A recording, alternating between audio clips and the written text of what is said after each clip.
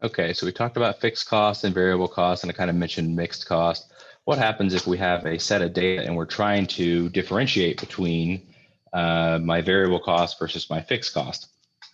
So this is an example of a set of data.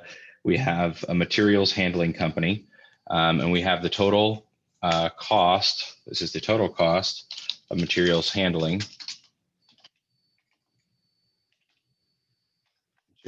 Cost, but I want to figure out, okay, well, how do I calculate, based on the number of moves, how can I calculate what my total cost might be for estimating for budgetary reasons or things of that nature? And what we can do is we can use the high-low method. Now, this is a method that you could have seen in geometry or algebra somewhere along the way. We're basically figuring out rise over run. It's back to that y equals mx plus b algebraic formula. But rather than taking it all the way back there, I'm just going to go through the 4-step, relatively straightforward 4 steps and an optional 5th step on how to do this. So step 1 is finding the highest activity level. Now, I can't stress enough that is the highest activity level, not the highest cost. I am looking at this column here and finding my highest number and my lowest number, not the cost number, because you could have some costs that are higher or lower with less or more number of moves. So there's actually a function in Excel that does this for you if you want to try that. Other than that, it's pretty simple to look through and find what the largest one is and the smallest one. So I'm going to do the highest one first, and that formula is equals, because you always have to do that for a function, equals max, open parenthesis. I'm going to highlight these, all of the number of moves, and it'll return the highest number. So this is my high point. Okay, and I should point out this is my high point activity number. Once I find the high point activity, I want to also look at its, I'm gonna pause this video because apparently my Excel just shut down. Okay, sorry about that. So here is my spreadsheet again. So sorry, step 1, I want to find the highest activity level, and I want to find the highest and the lowest activity level, and then their corresponding costs. So equals max, open parenthesis, and through this, I'll highlight all the moves, open, close parenthesis, hit enter. This is the high activity. I'm going to find the low activity, equals minimum, M-I-N. Same thing, open parenthesis, highlight all of them, close parenthesis, finds the lowest. Now, I want to find the corresponding,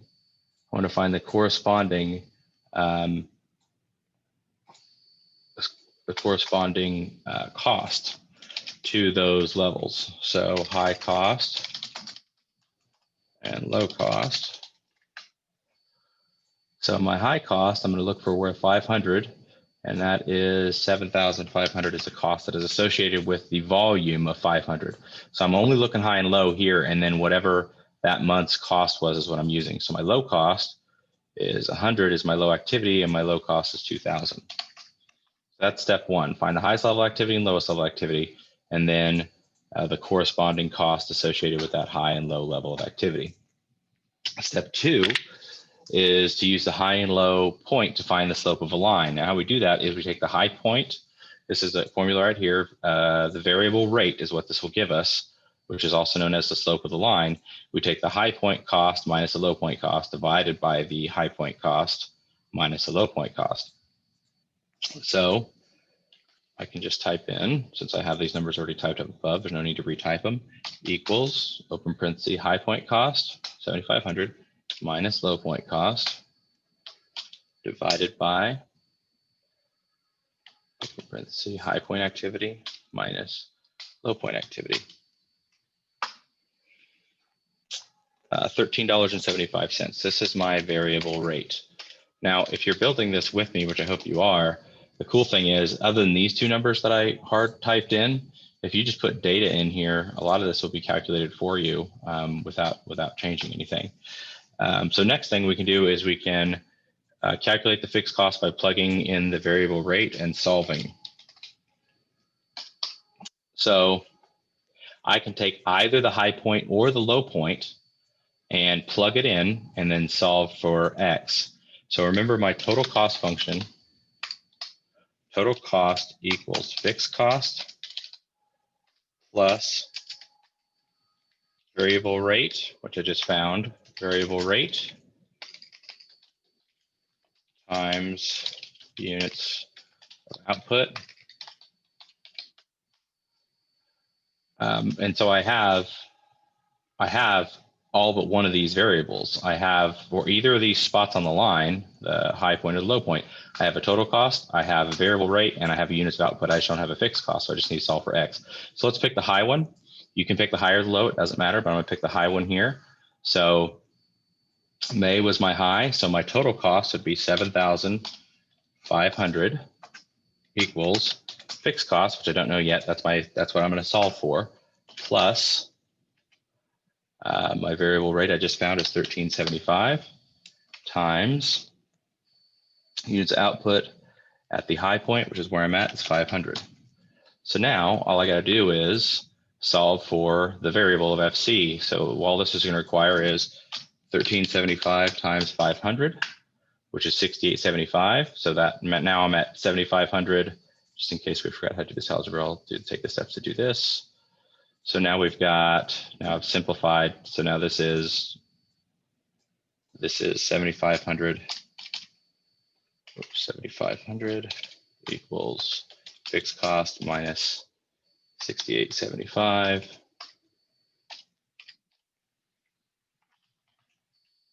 So now I need to subtract 6875 from both sides. So 70 equals 7,500 minus 6875.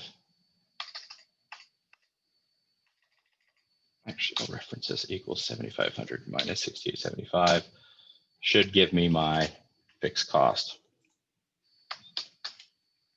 So now I have both my fixed cost and my variable cost. So that means I should be able to write this cost function.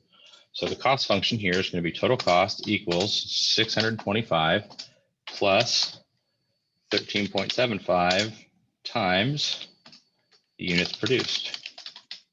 Now, I can tell you that this is a rough method. This is not an exact science method. This is a cheap, inexpensive, fast way to figure out your cost function. So this will not work. If you plug in every single one of these numbers on this list, it will be close for a lot of them, but it will not be exact. But the one that you can check your work with is the other point. If you pick the high point, you can use the low point. If you pick the low point, you can pick the high point. But our optional step 5 is to plug these numbers in and plug in the units produced for the other activity and see if it works. So the other activity is 100. So my total cost should be 2,000 if I plug 100 into this formula for the units produced. So I'm going to hit equals 625 plus 13.75 times 100, my low activity. And if I've done this correctly, this should come out to 2,000. And it does. So that's just how I can check my work to make sure that I've done my high-low method correctly.